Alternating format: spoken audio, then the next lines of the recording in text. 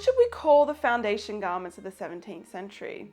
Were they bodies, pairs of bodies, stays, corsets? How were they worn and what did they look like? Were they underwear or were they outerwear? Well, my name is Dr. Sarah Bendel. I'm a dress and material culture historian, and I'm about to break down for you the differences between bodies and stays. So let's get into it.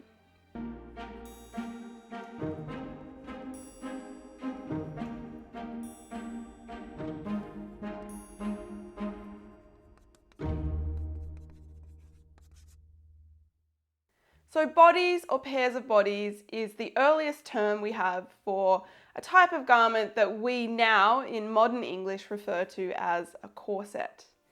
So these garments were designed to hold the female body into, in this period anyway, 16th and 17th centuries, a conical shape, and they were the foundation over which all other clothing was drafted.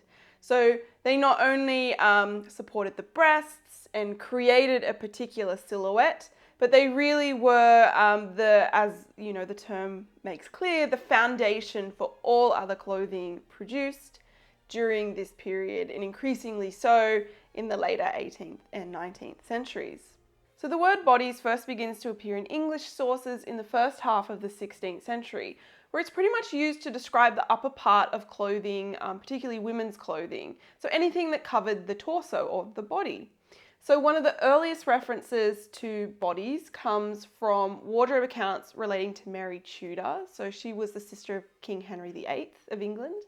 And they're dated to the 28th of November 1510 when, quote, item for furring upper bodies and to Robert Johnson for making the upper bodies were requested. So in this context, upper bodies referred to the bodice of her gowns, gowns that were made for the princess rather than a separate undergarment or outer garment. So the rigid shape of dress in the early 16th century, like those seen on the ladies of King Henry VIII's Tudor court in England, weren't stiffened with things like whalebone. We know from sources that the structure was created using pasteboard and canvas and animal glues used to stiffen fabrics rather than any additional type of stiffening like whalebone, for example. So in England, the first corset-like garment doesn't appear until 1590, until we get to Queen Elizabeth I later in her reign. So her great wardrobe recorded in that year, 1590, quote, a pair of French bodies of carnation taffeta lined with fustians stitched all over with whalebone. So this garment described in this entry may have looked very similar to a pair of pink bodies that you see on Elizabeth Vernon, the Countess of Southampton, in a portrait that was painted in 1600. So in English, these garments were known in the early 17th century as French bodies. So French here denoting the fact that whalebone was used to stiffen these bodies. And this also tells us something about where this style came from. So it's quite common for things to be called Italian gowns, French gowns, etc., etc. So using the word here, French bodies, indicates to us that this style of garment, boned with whalebone, came to England via France. And this certainly is evidence to show that these garments are much more common in French records of French nobility and elites, much, at least a few decades before they are in English records. So the earliest surviving pair of bodies in the English context comes from the effigy of Queen Elizabeth I. So funerary records dating to 1603 show that these straight bodies, which is what they're called, were specifically constructed for this effigy, which represented the late Queen. So we know that one of her tailors made these garments. Again, we have the warrant for it. It is probably unlikely that this garment was worn by the Queen herself. We know that it was made specifically for the effigy. And the effigy does have quite some interesting dimensions. It's a very long, skinny sort of torso. But I think we can be pretty confident that the basic style, patterning, and construction of this garment, even if it was made for a wooden effigy and not for Queen Elizabeth, was pretty similar to what she was already wearing because it was made by one of her tailors and would have been made to have been worn underneath the gown, which was discarded from her effigy in the 18th century, which is really sad for dress historians, but it was originally clothed with one of her gowns from the 16th century, or the early 17th century. So we can be pretty confident that this pair of bodies is somewhat representative of the style in 1603. The structuring of the European silhouette during the 16th century there's many different reasons for it. One of those that is generally sort of talked about when we talk about this is the power of the Habsburg Empire, or the Habsburg dynasty, particularly the Spanish Habsburgs. So you had people like, he was the Holy Roman Emperor Charles V, but he was also the King of Spain. He not only led invasions into Italy, but he also led the invasions into South America. So with that obviously came quite a lot of power. So the Spanish became, I guess, the ultimate power dressers during the 16th century.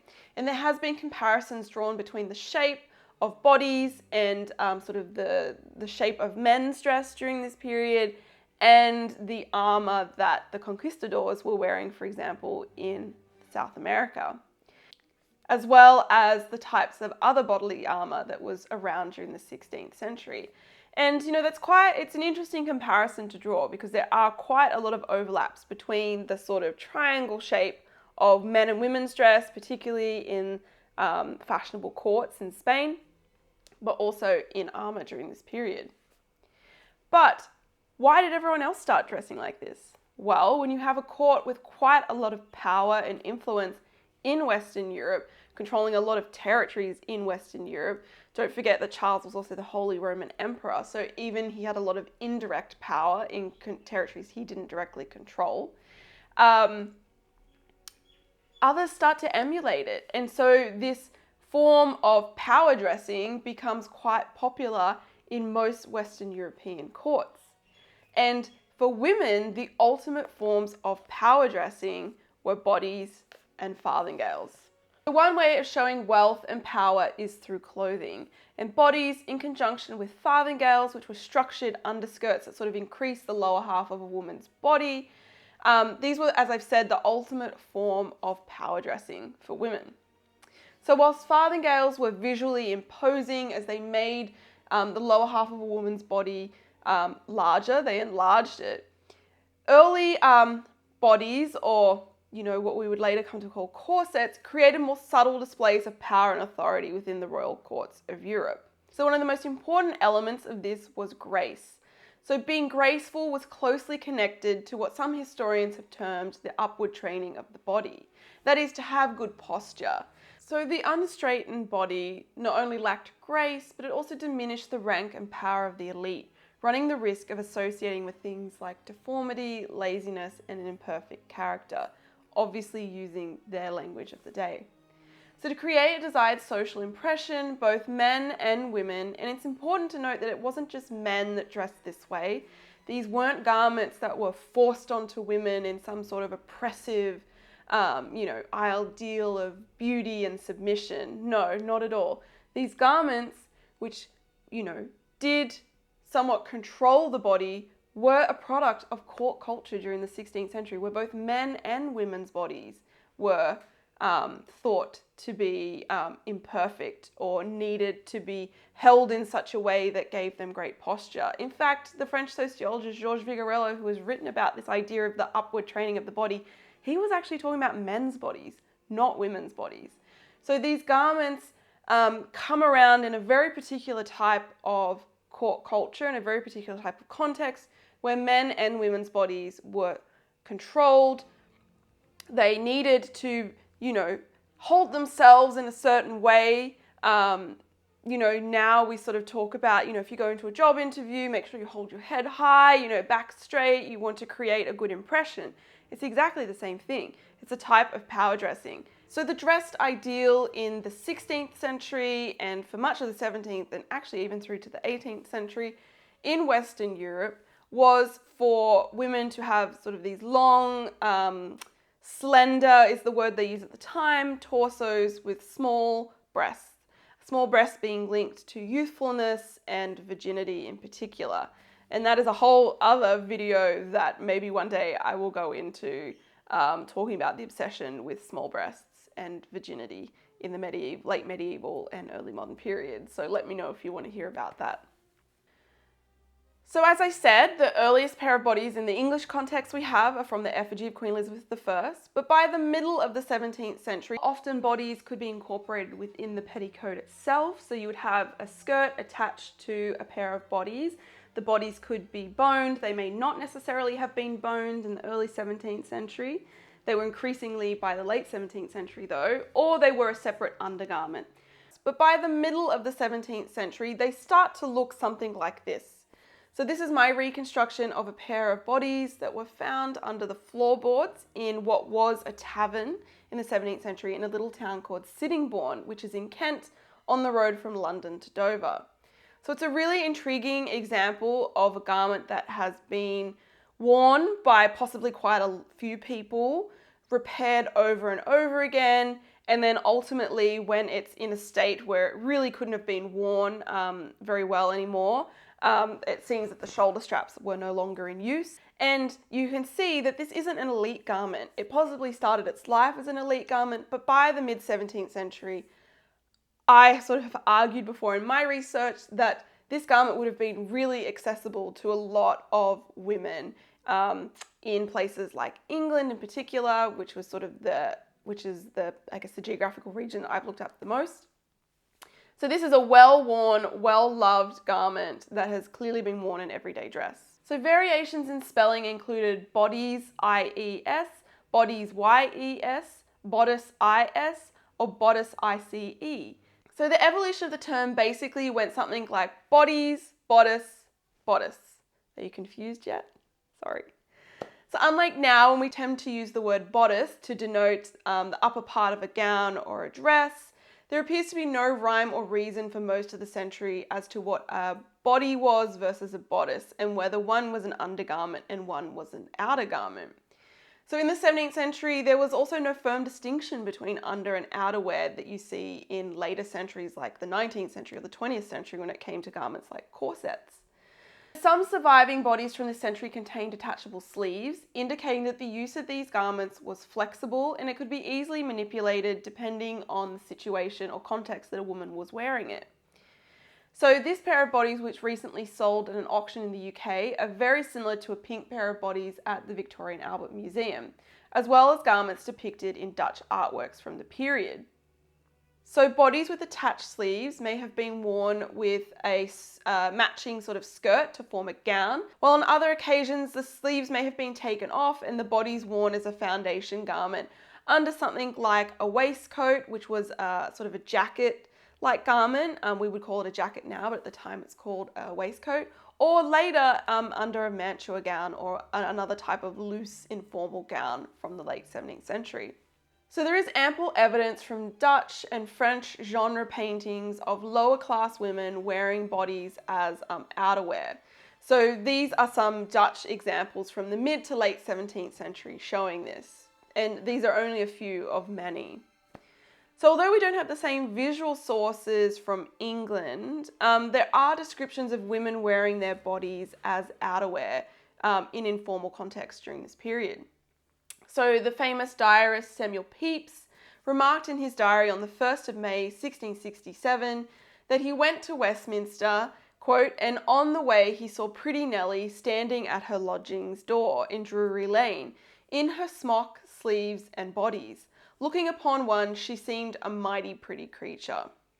So Nell Gwynn was a low-born actress of the Restoration stage who the following year would become the mistress of King Charles II.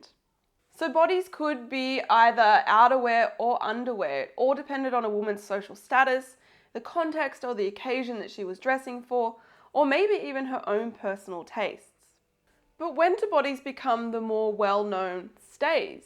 So when talking about these garments in the 16th and the 17th centuries, I rarely use the term stays, even though a lot of other museums and historians and even sort of dress historians on YouTube use this term.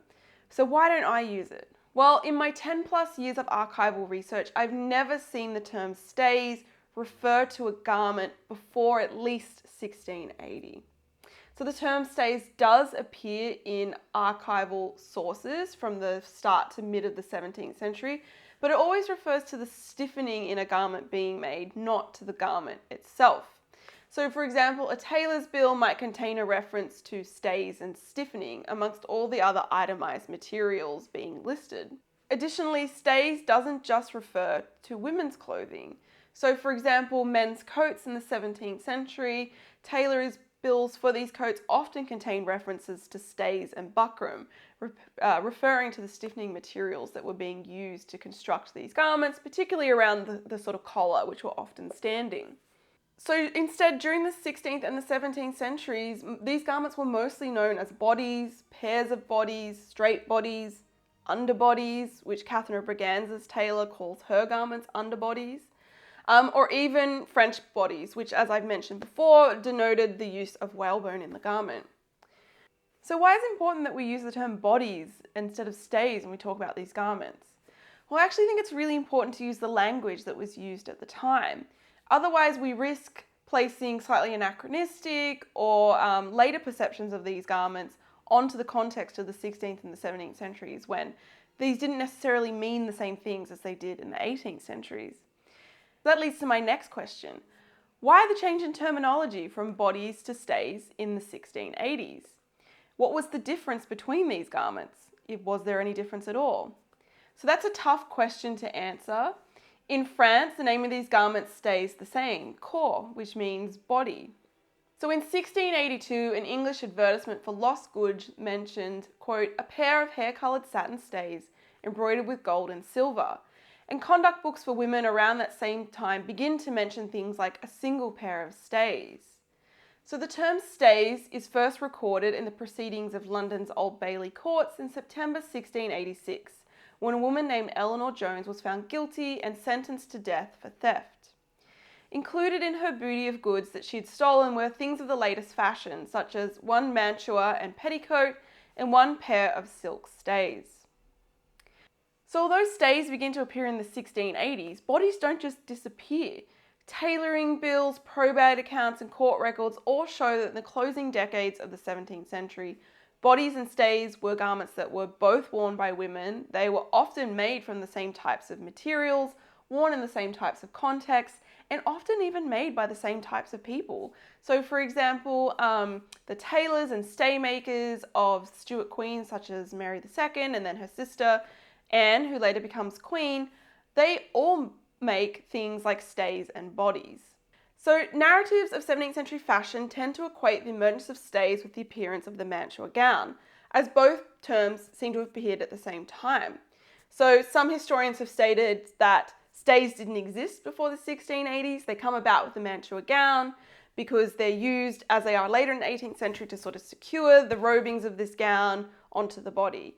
And that's just, as I've showed you, not true. This garment does exist. In the late 17th century, both bodies and stays were worn with mantua gowns. So again, several court cases from the Old Bailey in London contain descriptions of whole outfits being stolen.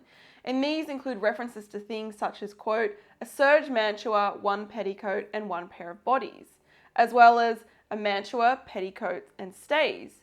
So again, it's not clear here what the difference is. However, these garments are both being worn with mantua gowns. By 1700 though, there appears to have been some physical differences between the garments, as in August of that year, Thomas Harding and John Mayhew of London were indicted for stealing, quote, a pair of satin stays and a pair of bodies. So these were two garments that the men had stolen, but they were given different names. One was identified as a pair of stays and one was identified as a pair of bodies. So they were clearly somewhat different. But what was the difference between these garments? Again, the records aren't clear. It may have something to do, and this is just my guess, with them being front lacing or back lacing, or maybe even the inclusion of stomachers. So 17th century bodies in England were almost always front lacing, usually over a separate stomacher. But by the 18th century, these garments began to become back lacing. Did the word stays refer to a new cutting edge garment that had back lacing and was usually worn with the mantua, while bodies were a more old-fashioned style of garment that were usually front lacing. That's a question I still don't have an answer to, but it's a possibility. What is clear though is that something going on in England that forces the terminology to change.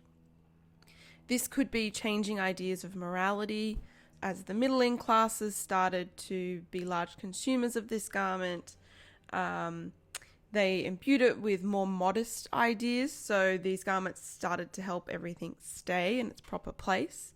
As I've just said as well, it may have something to do with the fact that the stiffening that was usually part of all different garments, which was called stays, suddenly you had one garment which was starting to be used interchangeably under multiple different dresses, under multiple different mantuas, and so the stiffening itself that had once been called stays came to refer to the whole garment itself.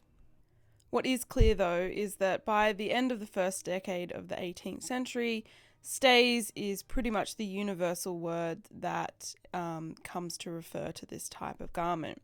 And it stays that way in English, in obviously England and North America, throughout the 18th century and into the early 19th century, when the word stays and the garment stays is replaced by the garment and word corset. And if you want to know more about the differences between stays and corsets, Abby Cox has done a really great video on that, so I'll link that down in the description box below. So if you're interested in learning more about bodies and stays in the 16th and 17th centuries, I actually wrote a whole book about it. So I definitely go into a lot more detail in my book, Shaping Femininity. So if you're interested in that, I'll link it down in the description box below. So I'll be uploading more videos in the coming months.